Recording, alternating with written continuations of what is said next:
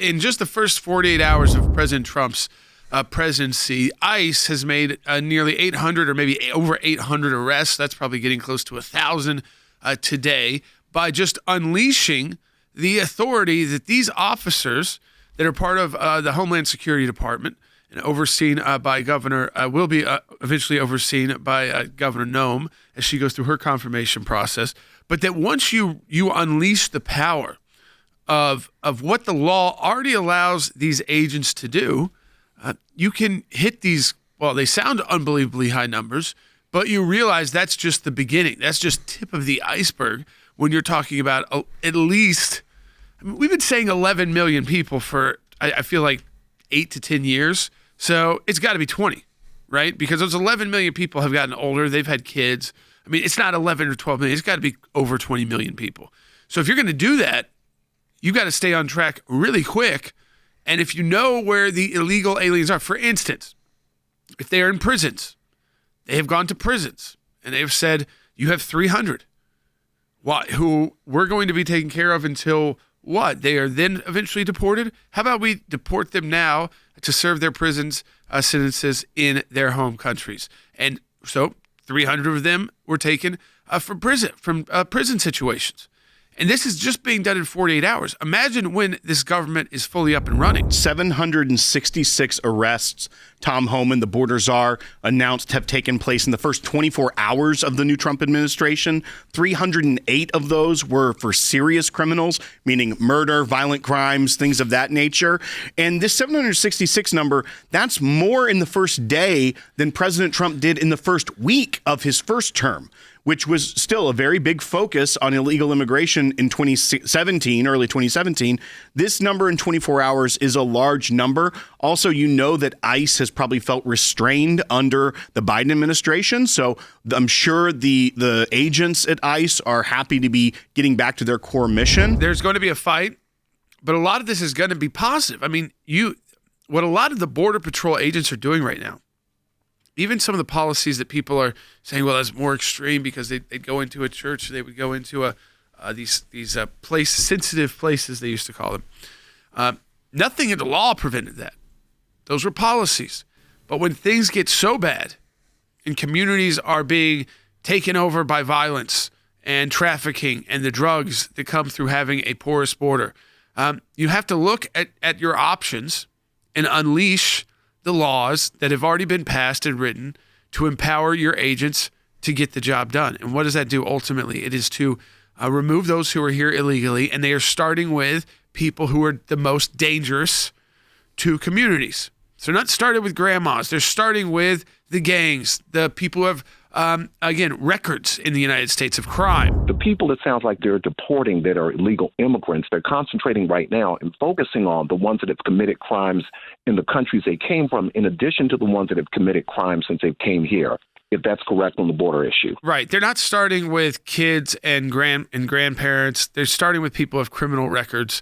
Either they know that they have criminal records at home, or where they came from, or that they have criminal records here. And then I'd say the other asterisk there would be not necessarily a long rap sheet, but their known involvement with a cartel. So whether you've got the tattoos, the markings, you're in a raid on a cartel that you were there and captured alongside with them. That these are going to be people who are going to be the first priority to be removed from the United States of America. This is an issue that really the federal government has the most power to decide the policy on. And even the federal government, I'm not talking about the legislation or the need for new legislation. Certainly, if you want to spend a lot of new resources, so if we're going to add a lot of major expenditures, you do need those expenditures covered with congressional authorization. Sometimes you can find the money in other places. In discretionary spending that gets put into these large spending bills. But a lot of this is just policy. And the policy emanates from the executive branch. And right now, most of that policy, because there's only a couple of executive branch leaders in position. There's the president, the vice president, and the secretary of state. I'm not sure who else who has actually gotten a vote on the floor of the U.S. Senate yet. I'm not sure if anyone else has. So this is emanating mostly from the White House. And what they're doing is they're changing the policy. So they're kind of unleashing ICE to be able to do what they had the capability to do, but they weren't allowed to do under the previous administration. So under the Biden-Harris administration. And you've got actions everywhere from, what citizenship, how that will be defined. New Jersey has already filed against birthright citizenship. We walked through that yesterday as well. Will, we were walking through that with our team. So what does this birthright citizenship executive order do? And I think this one, it might end up in courts. It's interesting because, the Constitution just says birthright.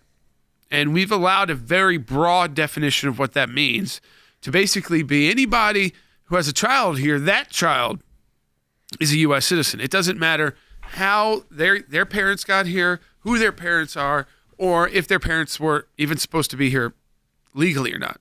So it starts with, start with the mother. Is the mother here illegally, or is she here temporarily? So not a green card or something on up, like the citizenship. Well, if you combine that with a father who is illegal or also not supposed to be here permanently, which means it doesn't have to be citizenship, but something like a green card, then that person would not get citizenship.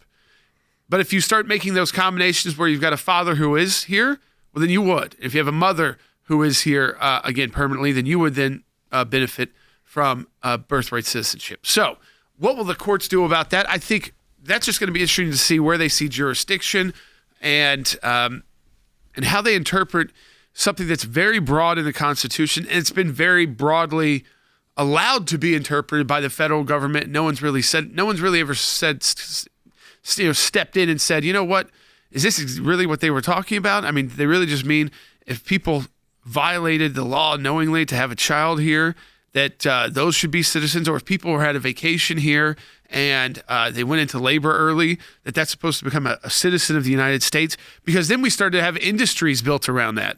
Birthing, industries, tourism, birth tourism. And if you lived in places like Miami or others, you would see this all over the place, really nice medical birthing centers set up because people would have to come and kind of guess. And so these are wealthier, usually Latin Americans, who could make sure their children would be born as American citizens. And they would have to just return home. I think that's also, this is not talking about people who are coming here, trying to have a baby so they can stay. Not that situation. You're talking about, like Jordan said, sort of wealthy individuals that would come down. A few days later, they're flying home as soon as that they're flying home, and then you have dual citizenship for your child. I mean, I understand it in some ways. You have an opportunity to have your kid become an American and be part of the greatest country in the world. Right. Makes sense. Right. I mean, until the laws are changed, and we know that they are changed, I mean, you would understand why people in economic situations that can afford to do that would think about doing that. You can also see why people who are in the worst conditions risk coming over the border because they know that probably 7 out of 10 times they'll be able to get across the border. But now it's Donald Trump's administration. And they'll get emergency health care. So if there's needed, they'll be able to get probably a better situation in terms of the medical care they're going to get provided than in their own home. But we've already country. got New Jersey saying they're going to file lawsuits against this.